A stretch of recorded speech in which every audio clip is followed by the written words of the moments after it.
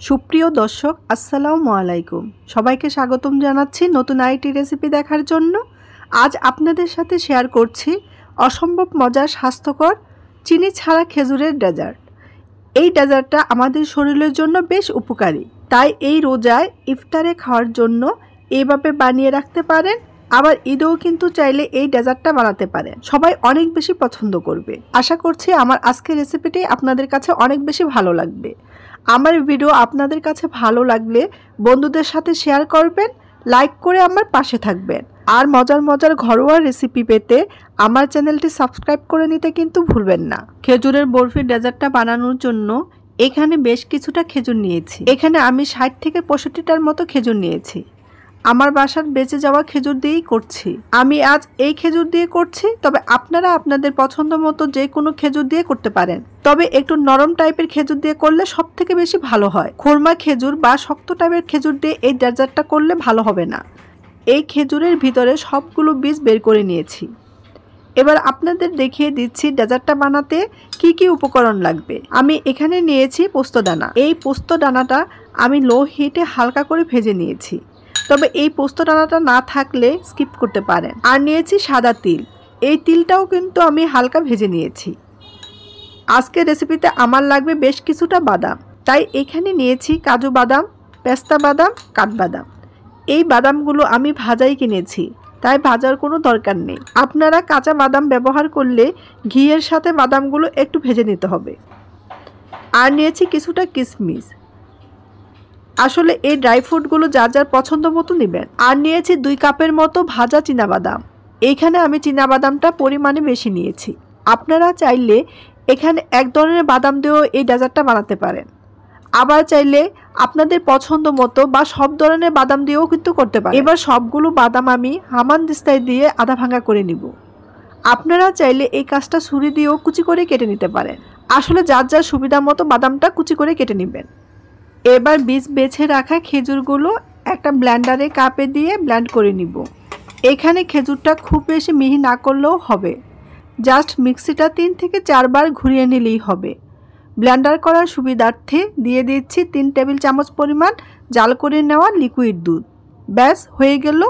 দেখুন আমার খেজুরগুলো ম্যাশ হয়ে গেছে। আমি আপনাদের দেখিয়ে দিচ্ছি আমি কেমন করে ব্লেন্ড করে নিয়েছি। এই যে এই রকম করে ম্যাশ করে নিলেই হবে। ভিতরে একটু দানা দানা ভাব থাকলেও কোনো সমস্যা নাই। এবার চলে যাব মূল রান্নাতে। চুলায় একটা প্যান বসিয়ে এর মধ্যে দিয়ে দিচ্ছি 3 টেবিল চামচ পরিমাণ ঘি। এখানে চাইলে তেল দিতে পারেন, তবে ঘি দিলে সুন্দর একটা ফ্লেভার অ্যাড হবে আর ডেজার্টটা আরও বেশি টেস্টি হবে। এই ঘিতে দিয়ে দিচ্ছি কিশমিশ। কিশমিশটা একটু ভেজে নিব। কিছুক্ষণ ভাজলেই দেখতে পাবেন কিশমিশগুলো ফুলে উঠেছে। এই পর্যায়ে দিয়ে দিব আধা ভাঙা করে রাখা বাদামগুলো। সবগুলো বাদাম দিয়ে মিনিট খানেকের মতো ভেজে নিব। বাদামগুলো যেহেতু আগে থেকেই ভাজা, তাই খুব বেশি ভাজার কোনো প্রয়োজন নেই। বাদামগুলো আগে থেকে ভেজে নিলে এই পর্যায়ে রান্নাটা ঝটপট হয়ে যায়। এবার দিয়ে দিচ্ছি আগে থেকে রেডি করে রাখা খেজুরের মিশ্রণটা। খেজুরটা যেহেতু একটু আঠালো, এই মিশ্রণটাই প্যাচলার সাহায্যে এইভাবে চেপে চেপে মিশিয়ে নিতে হবে। লো হিটে এভাবে নেড়ে চেড়ে 4 থেকে 5 মিনিট জাল করে নিব। এখানে কিন্তু এক্সট্রা কোনো চিনি বা গুড় দেওয়ার প্রয়োজন নেই, কারণ খেজুর এমনিতেই অনেক মিষ্টি হয়ে থাকে। তবে আপনারা যদি মনে করেন এই ডেজার্টটার মিষ্টিটা আরেকটু কমাবেন, সেই ক্ষেত্রে খেজুরের সাথে আরে কিছু ড্রাই ফ্রুট বা বাদাম অ্যাড করতে পারেন। এতে করে মিষ্টিটা আরেকটু কমে যাবে। 4-5 মিনিট জাল করে নিয়েছি। এরই মধ্যে মিশ্রণটা রেডি। এবার চুলা থেকে নামিয়ে নিব। এবার যেখানে বানাবো সেই জায়গাতে সামান্য ঘি লাগিয়ে নিচ্ছি। এতে করে যখন রোল করব খুব সহজেই রোল করা যাবে, নিচে লেগে যাবে না। খেজুরের মিশ্রণটা হালকা কুসুম গরম অবস্থায় একটু মেখে রোল করে নিব। এই রোলটা হালকা কুসুম গরম অবস্থায় করলে ভালো হয়। এতে করে রোলটা মসৃণ একটা রোল করা যাবে। আমি এখানে রোল করে গোল গোল করে কেটে নিব। তবে আপনারা চাইলে আপনাদের পছন্দ মতো শেপ বা গোল গোল করে লাড্ডু করে বানিয়ে নিতে পারেন। আমার রোল করা হয়ে গেছে। এবার এই রোলগুলো ভেজে রাখা পোস্তদানা আর ভেজে রাখা তিল দিয়ে কোট করে নিব। এতে করে ডেজার্টটা দেখতে অনেক বেশি লোভনীয় লাগবে। আপনারা দেখে নিশ্চয়ই বুঝতে পারছেন আমি কাজটা কিভাবে করছি। মিশ্রণটা এখনও যেহেতু হালকা গরম আছে, তাই হালকা চাপ দিলেই খুব সহজেই লেগে যাবে। রোলগুলো কোট করা হয়ে গেছে। এবার রোলগুলো একটা এয়ারটাইট বক্সে রেখে নর্মাল ফ্রিজে 3 থেকে 4 ঘন্টার জন্য রেখে দিব। এত করে মিশ্রণটা সুন্দর মতো সেট হয়ে যাবে, আর তখন কাটতে সুবিধা হবে। আর ঠান্ডা ঠান্ডা খেজুরের বরফিটা খেতে কিন্তু দারুণ লাগে।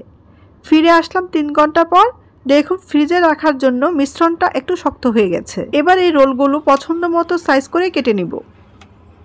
দেখুন কতটা সহজে কাটা যাচ্ছে, আর দেখতেও কতটা লোভনীয় লাগছে। এই ডেজার্টটা দেখতে যেমন লোভনীয়, খেতেও কিন্তু অসম্ভব মজার। বাচ্চাদের চকলেট, ক্যান্ডি এগুলো দেওয়ার চেয়ে প্রতিদিন যদি একটা করে এরকম পিস দেওয়া হয়, তাহলে আমার বিশ্বাস বাচ্চাদের রোগ প্রতিরোধ ক্ষমতা বেড়ে যাবে। শুধু বাচ্চা না, ছোট বড় সবাই কিন্তু এরকম একটা পিস খেতে পারেন প্রতিদিন। বাসায় একবার হলো এই রেসিপিটি ট্রাই করে দেখবেন, তাহলে বুঝতে পারবেন কতটা মজার হয় খেজুরের এই বরফিটা। আমার আজকের রেসিপিটি কেমন লাগলো অবশ্যই আমাকে কমেন্ট সেকশনে জানাবেন। আমার ভিডিওটি ভালো লাগলে লাইক, শেয়ার এবং কমেন্ট করবেন। আমার চ্যানেলটি সাবস্ক্রাইব করে আমার পাশে থাকবেন এবং নতুন নতুন ভিডিও পেতে বেল বাটনটি ক্লিক করে দিবেন। আজ এখানেই রাখছি। সবাই ভালো থাকবেন, সুস্থ থাকবেন। আল্লাহ হাফেজ।